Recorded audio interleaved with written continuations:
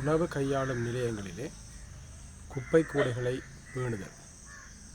உணவு கையாளும் நிலையங்களிலே கழிவை அகற்றுவதற்கான அடிப்படையில் கழிவுகளை பிரித்து சேகரிப்பதற்கு குப்பை கூடைகளை சரியான முறையில் பேணுவது அவசியமானதாகும்.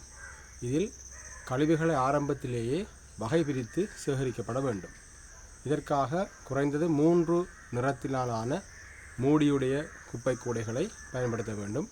அதாவது பச்சை நிறத்தில் அழுகும் உக்கும் உணவு கழிவுகள் போன்ற குப்பைகளை இடுவதற்கும், செம்மஞ்சள் நிறம் ஒரேஞ்ச் நிறத்தில் பொலித்தீன் பிளாஸ்டிக் போன்ற கழிவுகளை இடுவதற்கும், நீல நிறத்தில் கடுதாசிகள் போன்ற கழிவுகளை இடுவதற்குமாக 3 குப்பை கூடைகளையாவது பேண வேண்டும்.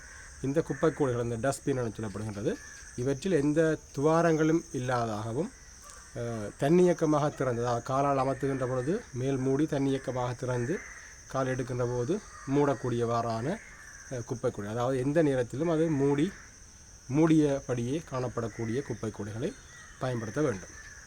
இதனூடாக இந்த குறைப்பான்கள், இலையான்கள் போன்ற விலங்குகள் அதன் உள்ளே சென்று பழுதுபட்ட உணவை கையாண்டு விட்டு மீண்டும் நமது உண்ணக்கூடிய உணவுகளை மாசுபடுத்துவதற்கான வாய்ப்பு தடுக்கப்படும். இந்த குப்பை கூடைகளை பராமரிக்கின்ற பொழுது முக்கியமாக உணவு கையாளுகின்ற நிலையத்திலே உணவு அருந்துகின்ற மேசையின் கீழ் ஒவ்வொரு மேசைக்கும் ஒரு குப்பை கூடையும், கை கழுவுற இடத்தில் ஒரு குப்பை கூடையும், உணவு தயார் செய்கின்ற இடத்தில் தேவையான அளவான எண்ணிக்கையில் உள்ள குப்பை கூடைகளும் கட்டாயம் வைக்கப்பட வேண்டும். இந்த குப்பை கூடைகள் தினமும் சுத்தப்படுத்தப்பட வேண்டும். உட்பகுதி வெளிப்பகுதி உட்பட மிகவும் சுத்தமாக பேணப்பட வேண்டும். ஒவ்வொரு நாளும் இந்த குப்பை கூடைகளில் உள்ள குப்பைகள் அகற்றப்பட்டு, முக்கியமாக உணவு கழிவுள்ள குப்பைக்கூடை கழிவானது நிலத்தின் உள்ளே 9 அங்குலத்துக்கு கீழான ஆழத்தில் அந்த கழிவுகள் கொட்டி புதைக்கப்பட வேண்டும், அல்லது கூட்டு பசலை ஆக்கலுக்காக அவற்றை பயன்படுத்த வேண்டும்.